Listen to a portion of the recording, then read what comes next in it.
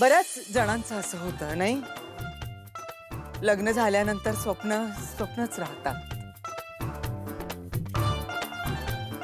हो ना. अरे घरच्या सगळ्या जबाबदाऱ्या अँड ऑल. पण तुम्हाला सांगते, स्वानंदीचा आमच्या पायगुण इतका चांगला आहे ना, एकदा का ती तुमच्या घरात आली की बघा, तुम्ही नोकरी करून सगळं काही करू शकता. स्वानंदी आहे ना घरची जबाबदारी घ्यायला, मग तुम्ही काहीही करायला मोकळे. मंदा जरा येतेस का इकडे? माफ करा, आम्ही आलोच. नंदू बाळा तू पण ये. हो, आलो आलो.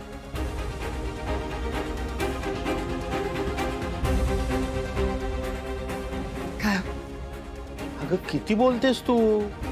त्या लोकांना थोडं बोलू दे. तू एकटीच बोलतेस. चांगलं दिसतं का ते? उथळपणा वाटतो हा. माझं बोलणं तुम्हाला उथळपणाचं वाटतंय? हो. आई आई हळू. अहो स्वानंदीसाठी, तिच्या लग्नासाठी जीव तुटतोय माझा, पोटतिडकीने सगळं करताय मी, आणि तुम्हाला हे सगळं उथळ वाटतं. ठीक आहे, मग मी बोलणारच नाही ना आता. मी काहीच बोलणार नाही. तुम्ही जाऊन बोला, मी इथेच थांबते. मी बाहेर येणार सुद्धा नाही, मी काही करणार नाही. माझा काही अधिकार नाहीये, मला कशावर काहीच बोलायचं नाही. आई प्लीज रडू नकोस ना. नाही नाही नाही, तू जाऊन त्यांना सांग बाहेर.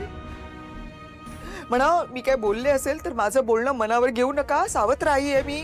तुम्ही जा, तुम्ही सगळं ठरवा, तुम्ही सगळं बोला, तुम्ही सगळं जमवा, आणि हे जर नाही जमलं ना तर रोहनचंही जगणं जाऊन मोडून टाक. ठीक आहे, माझा कशाशी काही संबंध नाहीये, मी काही बोलणार नाही. आई हळू बोल, बाहेर सगळे बसलेत, तू प्लीज शांत राहा.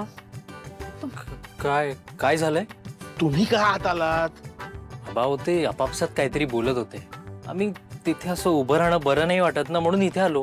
बाबा तुम्ही जा बरं बाहेर, मी बोलते आईशी. चल चल सुश. आई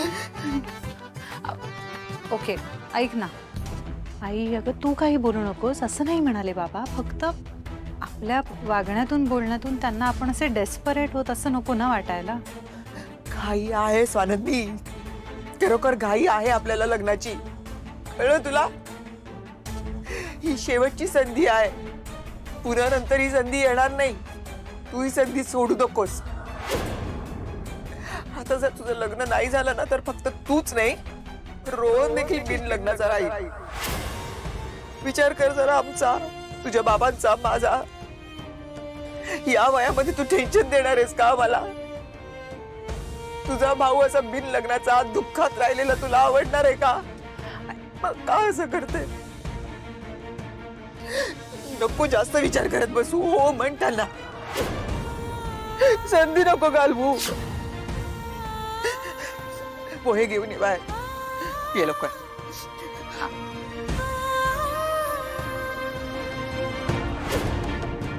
वीण दोघातली तुटे